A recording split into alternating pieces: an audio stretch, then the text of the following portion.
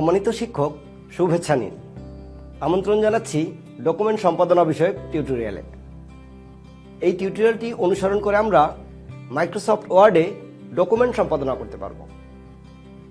সুপ্রিয় সহকর্মী, পেশাগত কাজে আমাদেরকে যেমন বিভিন্ন ধরনের ডকুমেন্ট তৈরি করতে হয়, তেমনি ডকুমেন্টে বিভিন্ন ধরনের পরিবর্তন এবং পরিমার্জন করতে হয়, যেমন ফন্ট, কালার, সাইজ, অ্যালাইনমেন্ট এবং প্যারাগ্রাফ নিয়ে কাজ করতে হয়।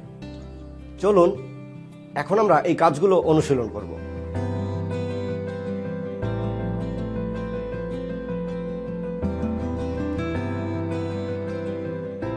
সম্মানিত শিক্ষক, আসুন পূর্ব থেকে তৈরিকৃত এমএস ওয়ার্ড ফাইলটি ওপেন করি।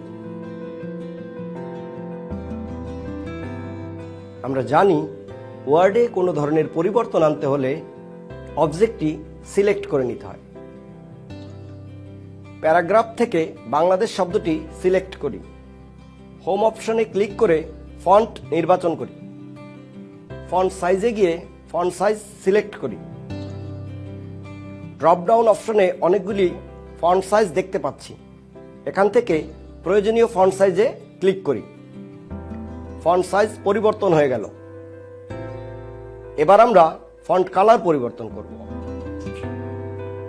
এক্ষেত্রে আমরা হোম ট্যাবের ফন্ট কমান্ড গ্রুপ থেকে ফন্ট কালারে গিয়ে পছন্দ মতো কালার নির্বাচন করি। আমরা দেখতে পাচ্ছি ফন্ট কালার পরিবর্তন হয়েছে। আসুন প্রক্রিয়াটি আবার দেখি এবং ফ্লোচার্টটি অনুসরণ করি।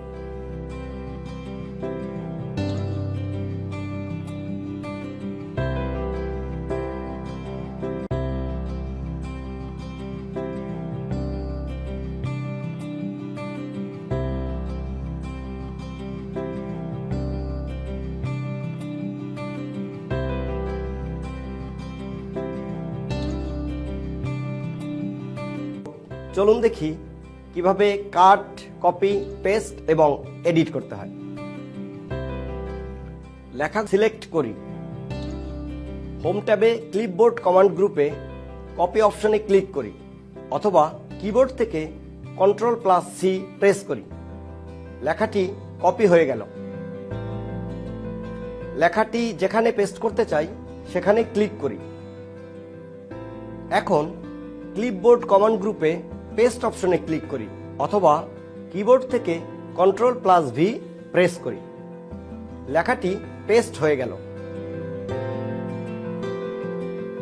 লেখা কাট করতে হলে লেখা সিলেক্ট করি। হোম ট্যাবে ক্লিপবোর্ড কমান্ড গ্রুপে কাট অপশনে ক্লিক করি, অথবা কিবোর্ড থেকে Ctrl+X প্রেস করি। লেখাটি কাট হলো।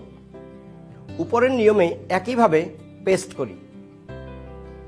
এভাবে আমরা কপি, কাট, পেস্ট করে লেখাটি প্রয়োজন মতো এডিট করতে পারি। আসুন প্রক্রিয়াটি আবার দেখি এবং ফ্লোচার্টটি অনুসরণ করি।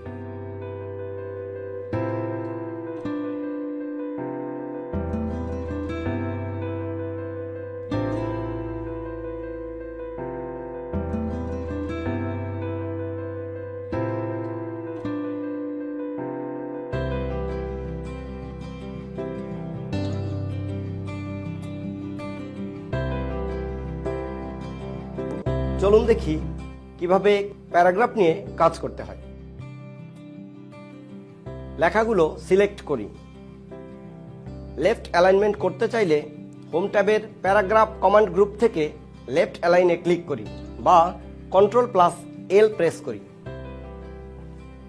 রাইট অ্যালাইনমেন্ট করতে চাইলে হোম ট্যাবের প্যারাগ্রাফ কমান্ড গ্রুপ থেকে রাইট অ্যালাইনে ক্লিক করি বা Ctrl+R প্রেস করি।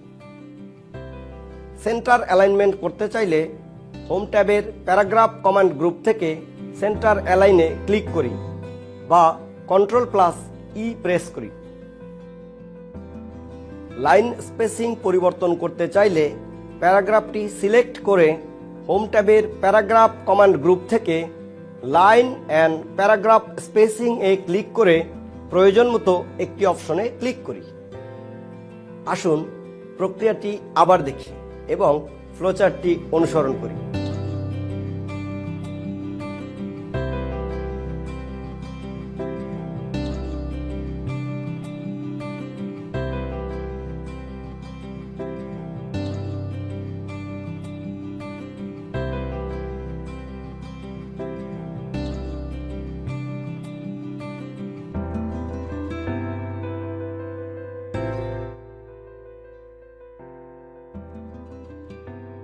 সুপ্রিয় সহকর্মী, আশা করি টিউটোরিয়ালটি আপনাদের ভালো লেগেছে এবং এটি পেশাগত কাজে আপনাদের সহায়তা করবে। এতক্ষণ সাথে থাকার জন্য ধন্যবাদ।